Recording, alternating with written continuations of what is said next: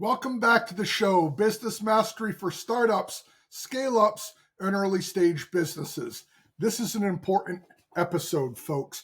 I want to talk today about how to improve the quality of the interviews that you're having.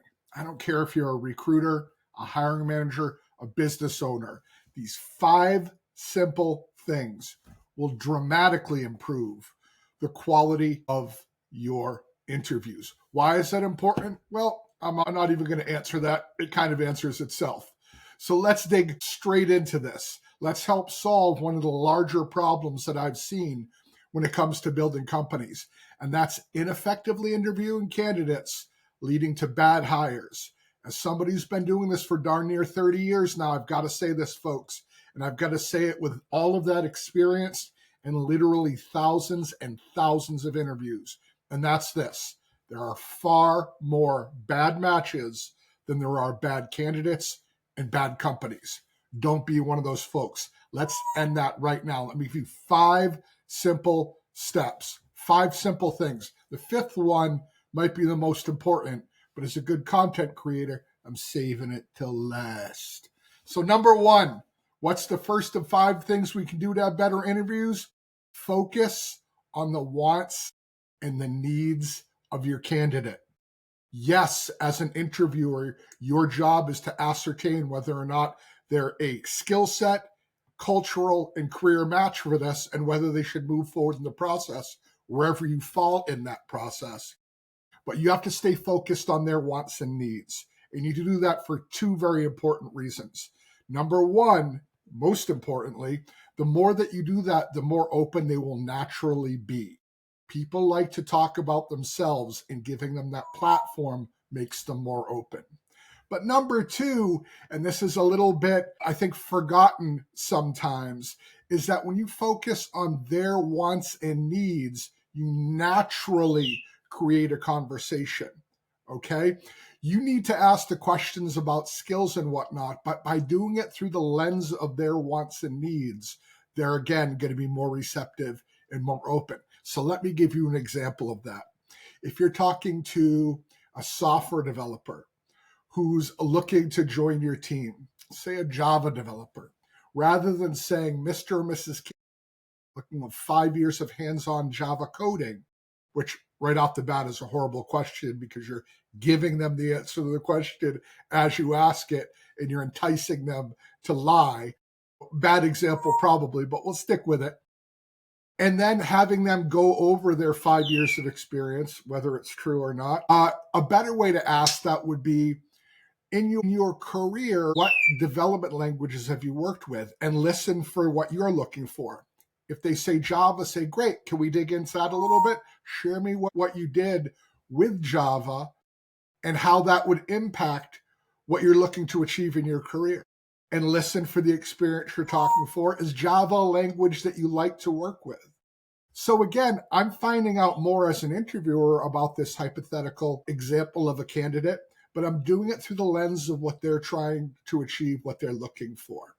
So by doing that, not only are you asking the types of questions that create conversation, but you're also, and this is super important, staying focused on them. Let them ask you about your company as it unfolds, but ask what you need through the lens of what they want. This is an old sales strategy. It works well in sales, and folks, recruiting is just candidate-focused sales. Number 2 is to ask them about their personal mission and values. We talk often in business about the importance of culture, but rarely do we sufficiently cover it in the interview process. That person might be an ideal skill set match for your company. It might be a great career level match for your company, but are they a cultural match? Because if they're not going to thrive there. It's going to be, at best, a constant friction point, at worst, a deal breaker. So ask them about their personal mission and values. So Mr. or Mrs. Candidate, what are you hoping to achieve? What things drive you? What types of things make you excited? How do you feel about whatever's relevant in that moment? Uncovering their personal mission and values and sharing yours helps to get that culture conversation up front where it belongs. A third one, again, and you'll notice these are all closely related, but a third one is uncovering their career plans. So going back to our hypothetical Java developer from our first point, a software developer can walk down several career roads and not all of them align. They might be in the staying technical developing into an architect path. They might be moving into a team lead and learning management path. Those aren't necessarily the same person. And the way your company grows its developers is very relevant. So understanding what they're trying to achieve, and note, please, if it is an alignment, pointing that out is huge here. Not only are we making sure we have a good match, but now if we do have a good match, we have something to sell that candidate beyond dollars. Remember, folks, if there are no other differentiators, number one, there's nothing special about your opportunity to that person. But number two, the only differentiator then becomes money. And you're stuck at the deep end of your budget for every single candidate if that's the case. So ensure that you uncover their career plans. And once again, if there is alignment, talk about how that development would work.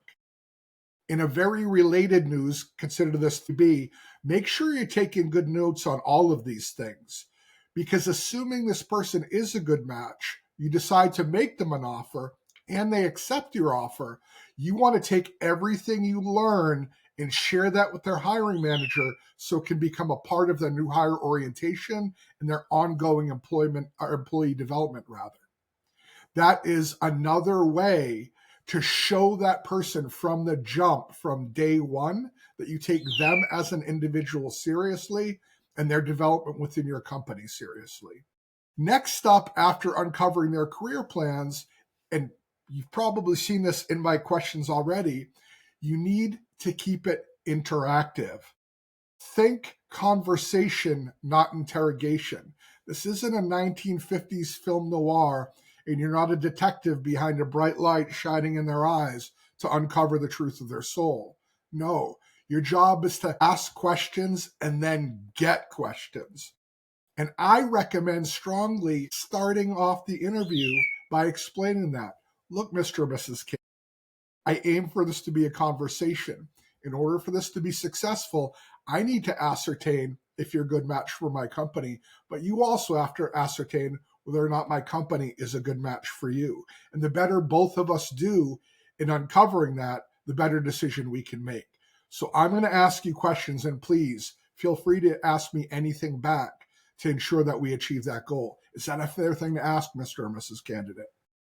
That's a huge way. And again, sales example, it's called prefacing. If you share with a person why you're asking the question before you ask the question, they're more likely to answer because they understand why you're looking for that information. That guard naturally comes down. So you, in an ideal situation, will ask a question, get an answer, be asked a question back. You'll give an answer, ask a question. It's like a tennis match, back and forth, back and forth.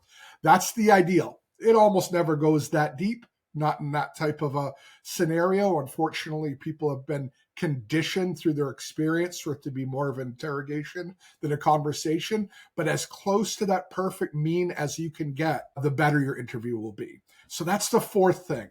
Keep it interactive. Again, think conversation, not interrogation. The final one, and this is the thing I think that can save a lot of lost candidates, my friends, is to share the process and the timeline with your people. What do I mean by that? I don't do this at the beginning interview. I do it towards the end.